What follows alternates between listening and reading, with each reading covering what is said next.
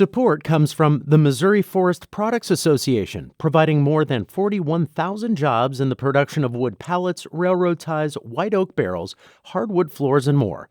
Details at choosewood.com. From St. Louis Public Radio. This is St. Louis on the Air. He hasn't said this, but the Democratic Party is in kind of a cold winter.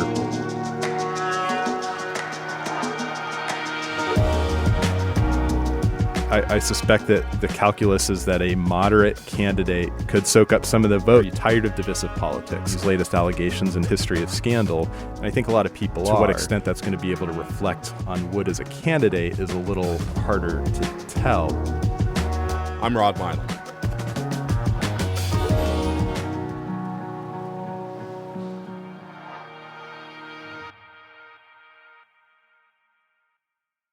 We turn to federal electoral politics and take a look at the Senate race that's coming up in the fall in Missouri. Current U.S. Senator Roy Blunt has decided not to run for re-election for third term, so that leaves the door open for more candidates than usual, and not just from the two big parties. Former U.S. Attorney John Wood is launching a bid as an independent candidate for the U.S. Senate seat. Joining me to talk about the candidacy of John Wood is Steve Vockrodt of the Midwest Newsroom. He's speaking with us today from Kansas City, Missouri, and radio station KCUR. Steve, welcome to St. Louis on the Air. Thanks for having me. Okay, Steve, as I mentioned, this is an open Senate seat that's being vacated by Roy Blunt.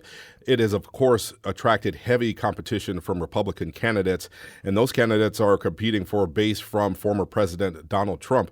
What kind of voter is Wood and his campaign aiming at right now? So Wood is he's aiming for mainstream Republicans, and that's how he describes himself. He's a member of the Republican Party, but he is fairly repelled by what he sees going on in his party's primary, where, as you mentioned, the candidates are really competing for voters that I would say are, for the most part, fairly far to the right. And he sees room in both sort of these mainstream Republicans. Sometimes they're referred to as business Republicans or country club Republicans. I'm talking about the Republicans of like the 1970s and 80s, and perhaps even the 90s, who have not gone quite as far to the right on particularly like the social and cultural issues.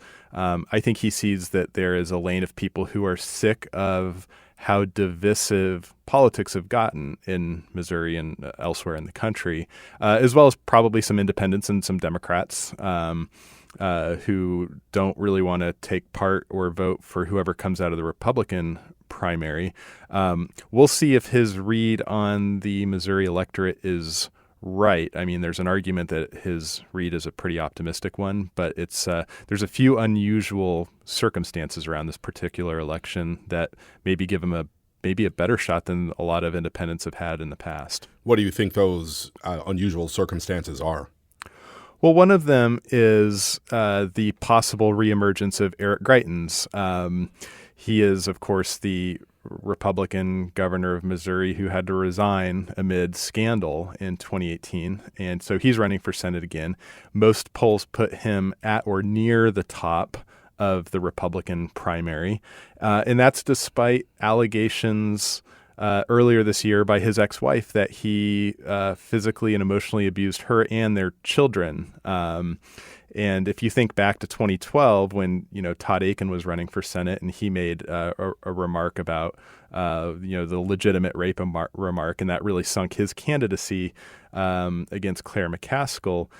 In the current context, 10 years later, Greitens seems to be fairly unaffected by these latest allegations and his history of scandal. He's got a solid base of support in the Republican Party. And if he emerges, there is a school of thought, and I think this school of thought goes, as high up as even maybe Mitch McConnell's office, that Missouri, which should be a safe seat for Republicans, could be in play because of all the baggage that a Greitens candidacy could bring to the general election. So if there is such energy around the Greitens' possible re-election, why is Wood running now? He's never run for office before. He's never run for office before. You're right. He was a former federal prosecutor here in Kansas City, so this is his first foray. I think the reason he's doing it, he also doesn't really find much to like about the Democrats, the Democratic Party, and he hasn't said this, but the Democratic Party is in kind of a cold winter period right now in the state of Missouri. And he thinks that I suspect that the calculus is that a moderate candidate could soak up some of the vote that isn't so keen on the vote that's a bit further to the right.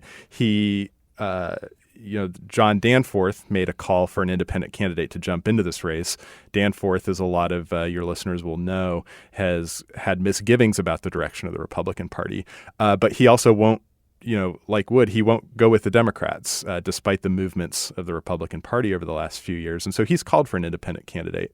And Wood used to work with Danforth on Danforth's staff a long time ago. And so Wood answered that call. And so Wood will come into this race with a bit more financial backing than an independent candidate ordinarily would. And we'll just have to see what traction he can gain. Of course, he doesn't have to run in the primary in August since he's an independent. He just has to get 10,000 signatures to get on the ballot. Should be easy. And then he'll compete in the general election. But open Senate seats, the politics and the motivations of voters are very, it's a high stakes seat. Of course, there's only 100 of them, and we see that they steer the direction of legislation. They shape the Supreme Court, as we have seen in the last 8 or 9 days, and so it's a very high stakes election in Missouri. Now, you've noted that former U.S. Senator John Danforth is already backing Wood, and there's also another Danforth connection. He has a political action committee, Missouri Stands United, and they've pledged $20 million to the Woods campaign. Plus, that group has also released the results of an 800-person survey taken in the St. Louis and Kansas City area and stated that the results show that an independent candidate has a realistic chance of winning the very Senate seat that Wood is running for. How much weight do you give to the group's influence? Plus, is the survey's conclusion credible as far as you're concerned? Well, money always helps. If you think back to 2018 when Craig O'Dear ran as an independent, he didn't even get 2% of the vote. And part of that was because he didn't have, his fundraising apparatus was a bit more strapped than John Wood's is and will be. And so that gives him, that gives him, some momentum and, an infrastructure for his campaign. He calls it a lean campaign infrastructure. Wood comes into the race with a bit of credibility, for an independent candidate. We'll see how this plays out. People tend to revert, the messaging in that memo that you referenced, it wasn't really so much asking about a specific candidate, but they were testing these messages about, and I'll just boil it down, do you want to are you tired of divisive politics? And I think a lot of people are. Now, to what extent that's going to be able to reflect on Wood as a candidate is a little harder to tell, particularly in the place where the messaging was tested, in Kansas City and Missouri, or Kansas City and St. Louis, which are politically a bit more moderate than the outstate parts of Missouri.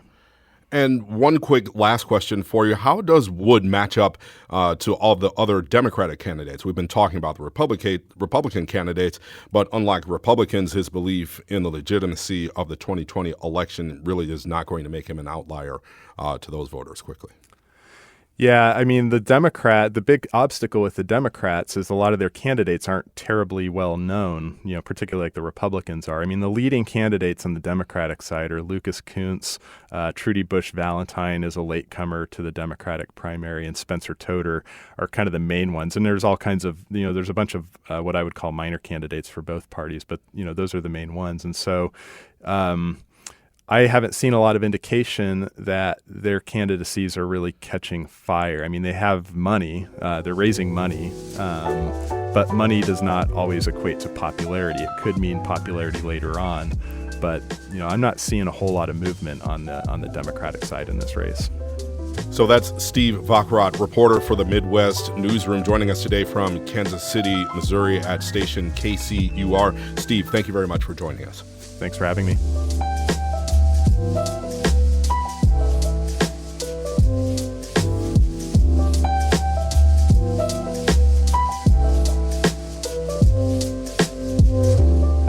Today's episode was produced by Alex Hoyer, with audio engineering and podcast design by Aaron Dorr.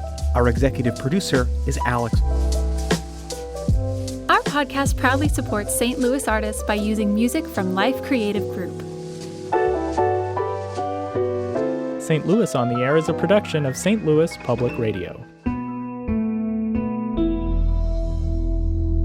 Understanding starts here. Do you find yourself regularly listening to episodes of St. Louis on the Air?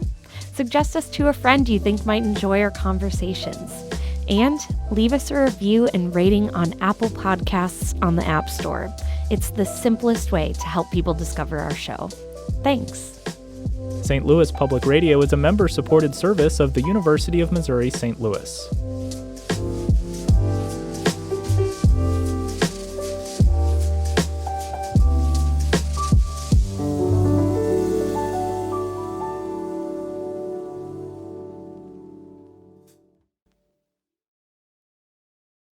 Support comes from Missouri Forest Products Association, committed to sustainable and sound conservation of the state's forests, which support more than 41,000 Missouri jobs, resulting in a $10 billion industry. ChooseWood.com.